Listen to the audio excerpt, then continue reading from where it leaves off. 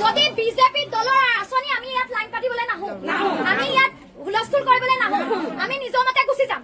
কিন্তু এইটো কথা আজি সমজিলা আয়ুক্ত মহোদয়ে স্পষ্ট কৰিব লাগিব যে আমি বাইদেউ নোৱাৰো, এইটো আঁচনি আমাৰ চৰকাৰী আঁচনি নহয়, আমি চৰকাৰী কৰ্মচাৰীয়ে কৰিব নোৱাৰো, এইটো বিজেপি দলেহে পাৰিব। এয়া আমাক কৈ দিব লাগিব বিজেপি দলক। আৰু একে সময়তে হিমন্ত বিশ্ব শৰ্মাদেৱে ৰাজহুৱা স্পষ্টীকৰণ দিব লাগিব যে হিমন্ত বিশ্ব শৰ্মাই কৈ দিব লাগিব যে অৰুণোদয় আঁচনি হিমন্ত বিশ্ব শৰ্মা অসম চৰকাৰৰ আঁচনি নহয়, বিজেপি দলৰ আঁচনি।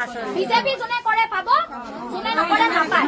আৰু যদি অসম চৰকাৰৰ আঁচনি চৰকাৰী ৰাইজৰ টেক্সৰ টকা দি যদি অৰুণোদয়ৰ নামত এডভাৰটাইজমেণ্ট কৰে, যদি চৰকাৰী ৰাইজৰ টকা দি সবকা সাথ সবকা বিকাশ বুলি কয়, তেন্তে দল মত নিৰ্বিশেষে সকলো যোগ্য মানুহক অৰুণোদয় আঁচনি দিব লাগিব। তাৰ ওপৰত সকলো মানুহ চৰাইদেউ, শিৱসাগৰ, যোৰহাট, বানাক্ৰান্ত ৰাইজৰ প্ৰতিখন ঘৰত অৰুণোদয় লাগিব।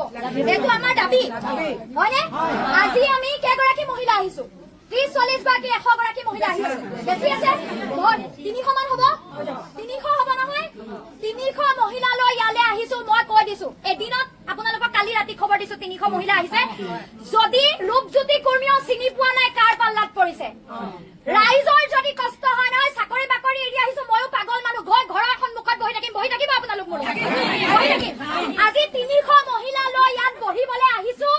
অৰুণোদয় যদি 300 মহিলাই প্ৰতিবাদ কৰি যিসকলে পোৱা নাই, পাই আছিল কাটি দিছে, নাপায় 30,000 বাদ দিয়ক, 30,000 মহিলা লৈ যোৰহাট জিলা উপায়ুক্ত কাৰ্যালয়ত আমি বহি থাকিম।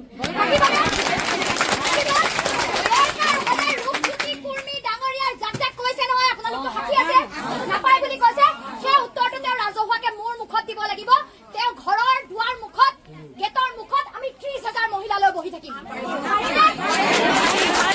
গতিকে আমি আজি সমজিলা আয়ুক্ত কাৰ্যালয়লৈ আহিছো, আমাক এইটো উত্তৰ লাগিব। আৰু যদি নহয় তেতিয়াহ'লে আমি 30,000 মহিলালৈ কিন্তু উপায়ুক্ত কাৰ্যালয়ত বহি থাকিম। এইটো উপায়ুক্ত মহোদয়কো মই জনালো।